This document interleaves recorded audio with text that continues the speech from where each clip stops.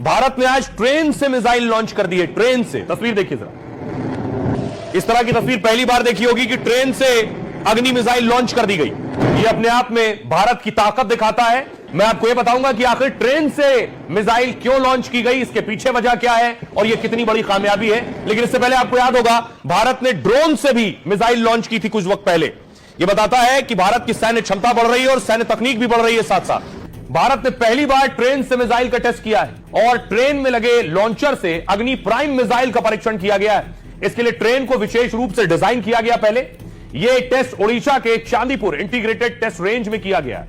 भारत से पहले चीन, रूस और नॉर्थ कोरिया यह परीक्षण कर चुके हैं। दावा यह है कि अमेरिका भी ऐसा टेस्ट कर चुका है, लेकिन उसने पुष्टि नहीं की है। अब सवाल यह है कि ऐसा टेस्ट क्यों किया जाता है। दरअसल यह मिसाइल लॉन्चिंग का सबसे आधुनिक तरीका है, जिसे एक जगह से दूसरी जगह ले जाने में बहुत आसानी होती है।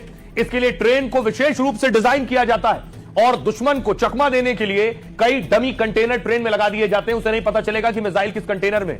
इससे दुश्मन के हमले में भी मिसाइल को सुरक्षित रखा जा सकता है। भारत के पास दुनिया का चौथा सबसे बड़ा रेल नेटवर्क मौजूद है और पहाड़ों से जंगल और मैदान तक 70,000 किलोमीटर की रेल लाइन बिछी हुई है। अब इतने बड़े रेलवे ट्रैक नेटवर्क पर मिसाइल लॉन्च की जा सकती है और दुश्मन को छकाया जा सकता है। इसका फायदा यह है कि सेना रेल सुरंगों में मिसाइल छिपा सकती है। जैसे आप सुरंग देख रहे हैं, इन सुरंगों में मिसाइल छिपा दी जाएगी और ढूंढना मुश्किल होगा।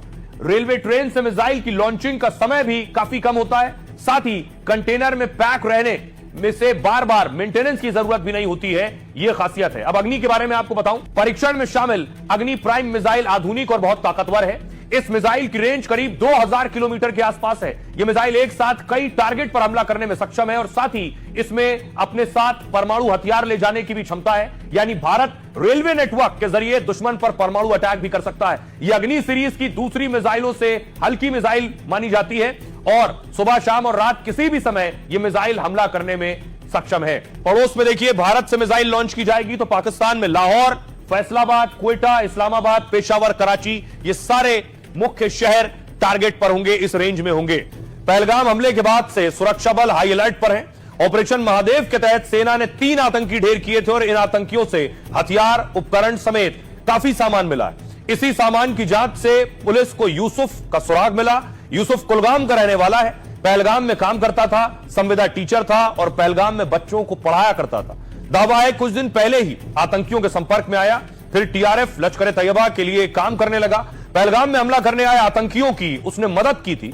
3 आतंकी जब ढेर हुए थे तो उसे पूछताछ के लिए बुलाया गया था। अब इसी पूछताछ के बाद यूसुफ को गिरफ्तार किया गया। यूसुफ से आतंकियों के मददगार, दूसरे मददगारों की जानकारी ली जा रही है और आतंकियों के मददगारों पर एक्शन में इसे बड़ा कदम माना जा रहा है। आतंकी खात्मे के साथ ही उसके साथी और उसकी मदद करने वालों की पहचान सुरक्षा बल कर रहे हैं।